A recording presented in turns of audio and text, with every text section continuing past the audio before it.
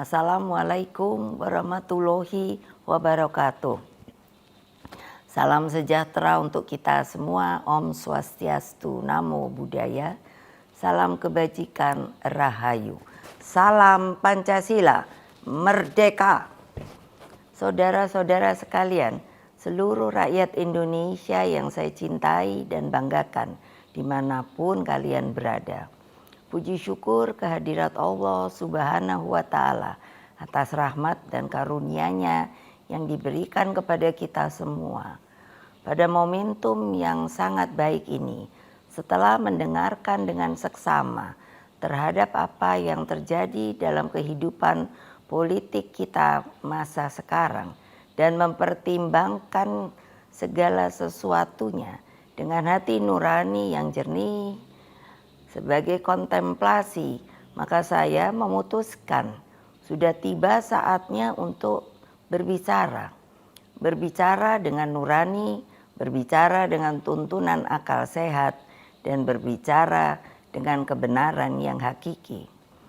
Dengan melihat persoalan yang kita hadapi akhir-akhir ini, maka izinkan saya berbicara di sini sebagai anak bangsa yang ikut berjuang bagi tegaknya demokrasi Indonesia, juga berbicara sebagai Presiden kelima Republik Indonesia dan sebagai Ketua Umum Partai Demokrasi Indonesia Perjuangan.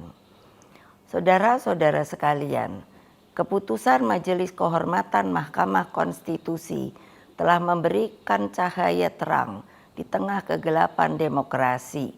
Keputusan MK tersebut menjadi bukti bahwa kekuatan moral, politik kebenaran, dan politik akal sehat tetap berdiri kokoh meski menghadapi rekayasa hukum konstitusi.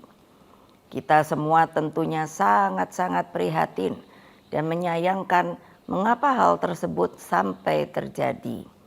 Berulang kali saya mengatakan bahwa konstitusi itu adalah pranata kehidupan berbangsa dan bernegara yang harus diikuti dengan seluruh-seluruhnya. Konstitusi tidak hanya ditaati sebagai sebuah hukum dasar tertulis, namun konstitusi itu harus memiliki roh yang mewakili kehendak, tekad, dan cita-cita tentang bagaimana bangunan tata pemerintahan negara disusun dan dikelola dengan sebaik-baiknya, seperti yang dicita-citakan oleh para pendiri bangsa. Apa yang terjadi saat ini mengingatkan saya ketika sebagai Presiden Republik Indonesia saat itu diperintahkan melalui perubahan ketiga Undang-Undang Dasar 1945 yang diatur dalam pasal 7B, pasal 24 ayat 2 dan pasal 24C tentang dibentuknya Mahkamah Konstitusi. Dari namanya saja, Mahkamah Konstitusi ini seharusnya sangat-sangat berwibawa, memiliki tugas yang sangat berat dan penting guna mewakili seluruh rakyat Indonesia di dalam mengawal konstitusi demokrasi. Dengan perannya yang begitu penting, saya sangat serius menggarap pembentukannya. Saya sebagai Presiden didampingi oleh Menteri Sekretaris Negara mencarikan sendiri gedungnya, dan saya putuskan berada di dekat istana, yaitu suatu tempat yang sangat strategis yang disebut sebagai Ring 1, sehingga Mahkamah Konstitusi tersebut harus bermanfaat bukan bagi perorangan, tapi bagi rakyat, bangsa, dan negara. Saya ingat waktu itu, Ketua MK yang pertama adalah Pak Jimli Asidiki, dan saya sangat berterima kasih atas segala konsistensinya selama ini. Saudara-saudara sekalian, seluruh rakyat Indonesia yang saya cintai dan banggakan, dengan seluruh suasana kebatinan terkait pembentukan MK ini, apa yang menjadi kehendak rakyat melalui reformasi adalah suatu perlawanan terhadap watak dan kultur pemerintahan yang pada waktu itu memang sangat otoriter. Dalam kultur otoriter dan sangat sentralistik ini lahirlah nepotisme, kolusi, dan korupsi. Praktek kekuasaan yang seperti inilah yang mendorong lahirnya reformasi. Semangat reformasi yang berkobar-kobar itu menggerakkan rakyat hingga masuklah zaman demokrasi. Bukan sebuah proses yang mudah, bukan yang indah, karena pada waktu itu sampai saat ini kita masih seharusnya mengenang dengan perasaan hati yang begitu sedih atas pengorbanan rakyat dan mahasiswa melalui peristiwa Kuda Tuli, peristiwa Trisakti, peristiwa Semanggi, hingga berbagai peristiwa penculikan para aktivis, bagian dari rakyat, dan lain-lain. Mereka banyak saksi-saksi hidup yang sampai hari ini berdiam diri. Semua menjadi wajah gelap demokrasi. Praktek kekuasaan yang otoriter itulah yang telah kita koreksi. Maka melalui reformasi janganlah lupa lahirlah demokratisasi melalui pelaksanaan pemilu presiden dan wakil presiden secara langsung dan terbatas, serta undang-undang tentang pemerintahan yang bebas dari nepotisme, kolusi, dan korupsi. Apa yang terjadi di Mahkamah Konstitusi akhir-akhir ini telah menyadarkan kita semua bahwa berbagai manipulasi hukum kembali terjadi. Itu semua akibat praktek kekuasaan yang telah mengabaikan kebenaran hakiki politik atas dasar nurani.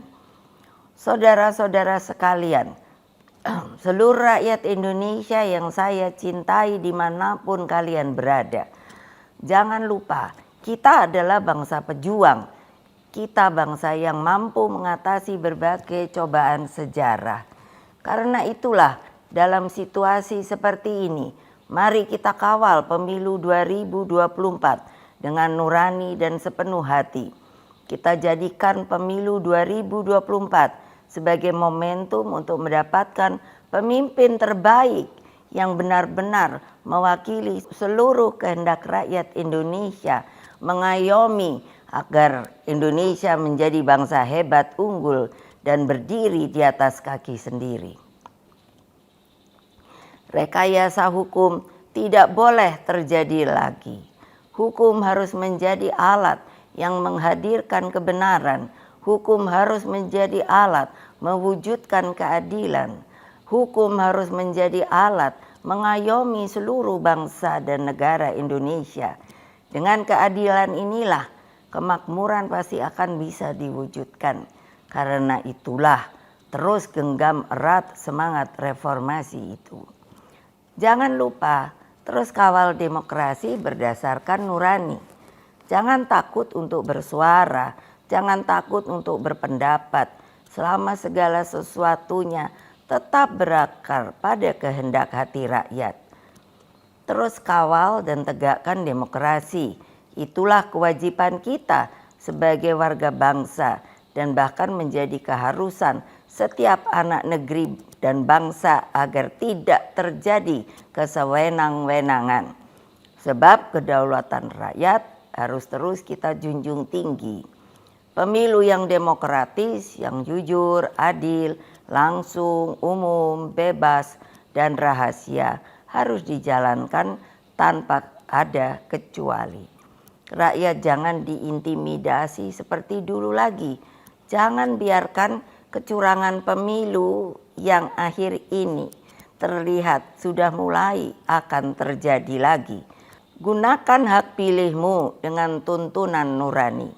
Semoga Allah yang Maha Kuasa meridui perjuangan kita. Merdeka, merdeka, merdeka. Terima kasih. Wassalamualaikum warahmatullahi wabarakatuh.